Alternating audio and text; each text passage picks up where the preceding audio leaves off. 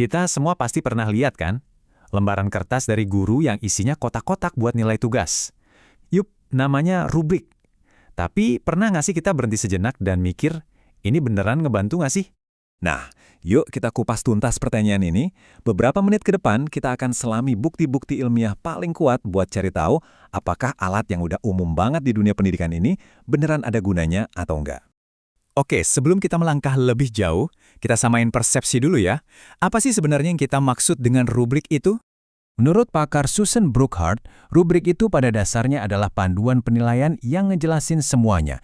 Jadi di sana ada kriteria-kriteria dan deskripsi yang jelas banget dari tugas yang cukup sampai yang luar biasa.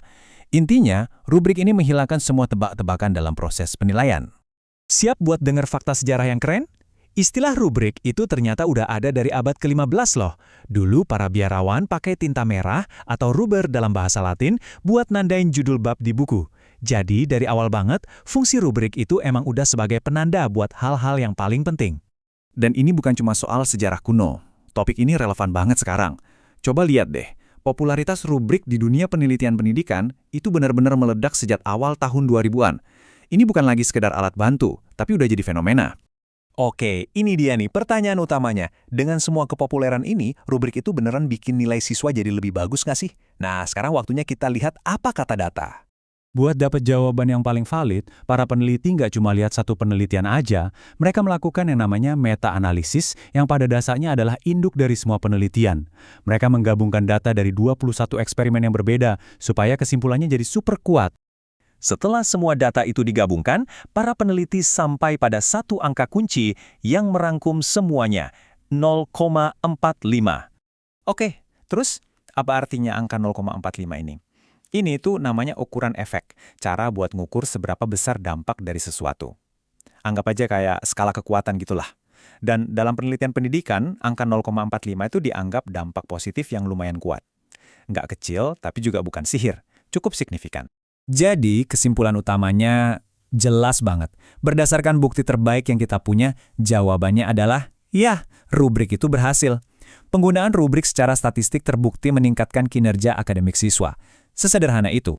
Oke, jadi rubrik bisa naikin nilai. Sip, tapi gimana dengan hal-hal lain yang nggak kalah penting dalam proses belajar? Apa rubrik juga ngebantu buat numbuhin skill lainnya? Dan ternyata hasilnya menarik banget ya. Dampak terbesarnya emang di kinerja akademik ya, di angka 0,45 tadi. Tapi coba lihat, ada juga dampak positif meskipun lebih kecil di dua area lain, kemampuan belajar mandiri dan rasa percaya diri siswa. Walaupun dampaknya lebih kecil, ini tetap penemuan yang penting banget. Artinya, rubrik itu nggak cuma ngebantu siswa dapat nilai lebih bagus, tapi juga sedikit demi sedikit ngebantu mereka jadi pembelajar yang lebih mandiri dan percaya sama kemampuan diri sendiri. Ini sih win-win solution. Nah, di bagian inilah ceritanya jadi agak di luar dugaan. Kalau kita tahu rubrik itu efektif, logikanya kan pasti ada cara dong buat bikin rubrik yang lebih baik lagi. Ternyata, jawabannya mungkin bakal bikin kamu kaget. Ya kan? Logikanya kita pasti mikir kalau rubrik yang super detail, yang punya banyak banget kriteria atau tingkatan nilai, pasti bakal jauh lebih efektif, bener nggak? Dan inilah temuan yang paling mencengangkan dari semua penelitian ini. Ternyata, hal-hal kayak seberapa banyak baris atau kolom di dalam rubrik, atau bahkan rubrik itu dipakai di jenjang SD, SMP, atau kuliah, secara statistik nggak bikin perbedaan yang berarti pada hasilnya. Jadi, pesan utamanya adalah, fakta bahwa ada sebuah rubrik yang jelas itu jauh lebih penting daripada detail format rubrik itu sendiri. Kehadirannya bukan kerumitannya, itu yang jadi kunci. Oke, jadi kalau bukan detailnya yang penting, lantas apa dong kekuatan super dari rubrik yang sebenarnya? Yuk kita simpulkan semuanya. Kekuatan sejati rubrik itu ada pada satu kata, transparansi. Rubrik mengubah tugas yang tadinya kayak kotak misterius jadi sebuah peta jalan yang jelas. Saat siswa tahu persis tujuannya apa, mereka jadi punya kekuatan buat ngatur sendiri perjalanan belajar mereka buat sampai ke tujuan itu. Dan ini membawa kita pada kesimpulan akhir yang sangat kuat. Kita sepertinya nggak perlu lagi berdebat apakah rubrik itu berfungsi.